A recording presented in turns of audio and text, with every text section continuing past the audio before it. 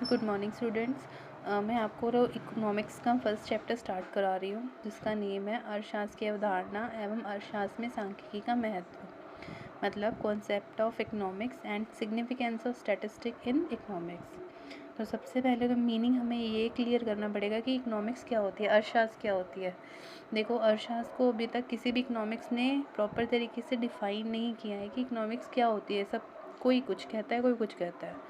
तो अगर हम इकोनॉमिक्स का मीनिंग लेके चलेंगे तो प्रॉपर इकोनॉमिक्स का मीनिंग ये है कि अर्थशास्त्र में जो मनुष्य है, मनुष्य की जो आवश्यकताएं होती हैं वो असीमित होती हैं, मतलब अनलिमिटेड होती हैं, लेकिन उसको पूरा करने के जो साधन होते हैं, सोर्सेज होते हैं, वो लिमिटेड होते हैं। तो अर्थशास्त्र में उनसे संबंधित जितनी भी समस्याएं, धन से संबंधित, तो उनका अध्ययन किया जाता है। ठीक है। अब जैसे इसमें बताया सबसे पहले कि उपभोक्ता के बारे में।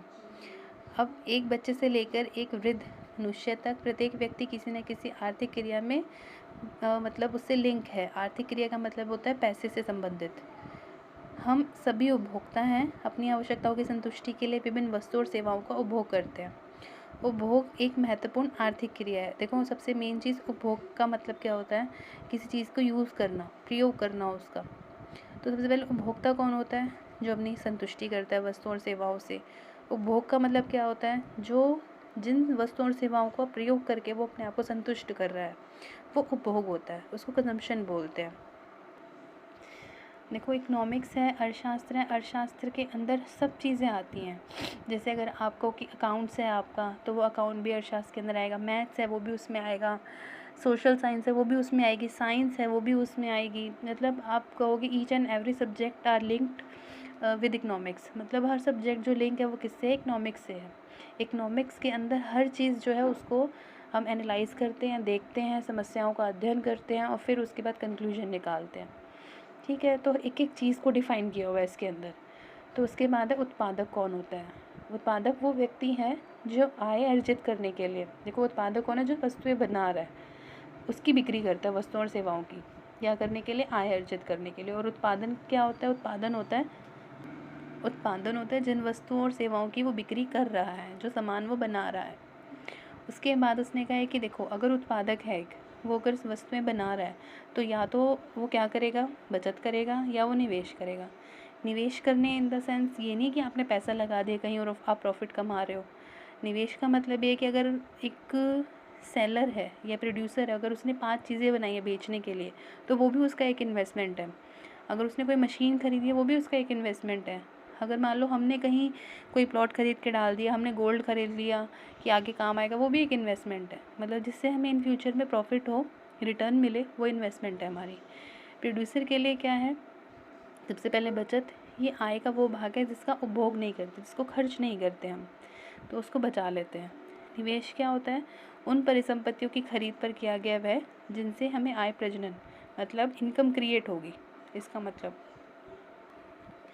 असेट्स, मतलब हमने वो परिसंपत्तियाँ खरीदी हैं जिनको अभी तो हमने खरीद लिया। जैसे मान लो मैंने 5 लाख की कोई मशीन खरीदी है, अब वही मशीन मेरी 10 साल चलेगी और मुझे कम से कम भी 50 लाख, करोड़, 10 करोड़ जितना भी हो, मेरे को प्रॉफिट अर्न करके देगी। तो इसका मतलब वो मेरा क्या हो गया? एक तरीके से निवेश हो गया।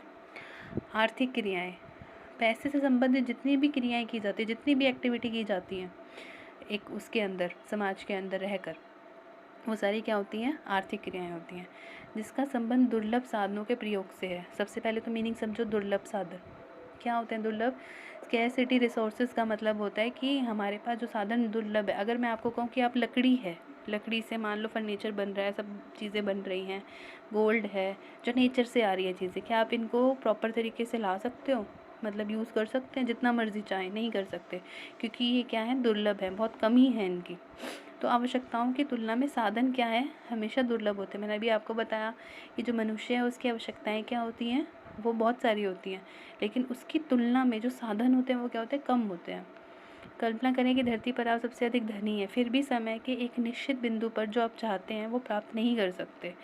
अपनी आवश्यकताओं की तुलना से आपके साधन क्या हो जाएंगे? दुर्लभ हो जाएंगे। मतलब जितनी आपकी आवश्यकताएं हैं, अब पैसा जितना भी हो, लेकिन अगर साधन ही ख़त्म हो गए धरती से तो आप पैसे से क्या कर सकते हो? नहीं कर सकते ना। इसलिए उन्होंने बोला है कि साधन दुर्लभ है, आप जितना भी पैसा लगाओ तो हमें वो सोच के काम करना पड़ेगा कि सबकी आवश्यकताएँ भी पूरी हों, एक प्रोड्यूसर पैसा भी कमाए, जो आम जनता है, लोग हैं, वो भी फ़ायदा कमाएँ और किसी को नुकसान भी ना हो। देखो नेक्स्ट दे रखा है, दुर्लभता आर्थिक समस्या है और इसलिए अर्थशास्त्र की अंतर भावना है। देखो इसका कहने का मतलब क्या है, दुर्लभता आर्थिक समस्या है। आर्थिक समस्या ये कैसे है कि अगर मान लो मेरे पास जो भी साधन है वो क्या है, लिमिटेड है। जैसे इसने एग्जांपल दे रखा है 10 रुपये का। अब 10 रुपये है, या तो मैं कॉफ़ी पे खर्च कर सकती हूँ या मैं चाय पे खर्च कर सकती हूँ, क्योंकि मेरे पास वो 10 रुपये ही हैं। तो वो साधन जो है मेरे पास क्या है, लिमिटेड है। जिन साधनों की मेरे पास लिमिटेशन होगी और जो चीज़ें नेचर से आ रही हैं उनकी लिमिटेशन होगी ही होगी। पानी है, लकड़ी है, बहुत सारी चीज़ें जो नेचर से आ रही हैं, तो इनकी ये साधन क्या है, ये लिमिटेड है। और अगर ये लिमिटेड है तो इनकी दुर्लभता है, तो हमें इनकी चयन की समस्या आती है सामने कि चयन करना पड़ेगा। अब लकड़ी है, मैं सिर्फ मान लो हाई क्लास वालों के लिए फर्नीचर बनाती रहूँ या मिडिल के लिए बनाती रहूँ, लोअर वालों के लिए ना बनाऊँ, तो मुझे ऐसे समस्या का समाधान निकालना पड़ेगा कि प्रोड्यूसर को भी समस्या का सामना करना पड़े और जो आम जनता है उसको भी ना करना पड़े। तो उसको बोलते हैं दुर्लभता आर्थिक समस्या है। क्यों आती है समस्या? क्योंकि हमारे पास ये इसके वैकल्पिक वो अल्टरनेट भी बहुत सारे हैं। अब लकड़ी है, अगर लकड़ी से एक ही चीज़ बनती तो कोई बात नहीं, हम एक ही चीज़ बनाते रहते, लेकिन लकड़ी से बहुत सारी चीज़ें बनती हैं, तो हम क्या चीज़ बनाएं ज़्यादा जिससे सारे सेटिस्फाई हो जाएं। तो हमें चुनाव करना पड़ेगा, उसको बोलते हैं आर्थिक समस्या, चयन की समस्या। तो मैंने आपको एटलीस्ट यहाँ तक करवा दिया है। तो यहाँ तक मैंने आपको करा दिया है। जो ये बॉक्सेस में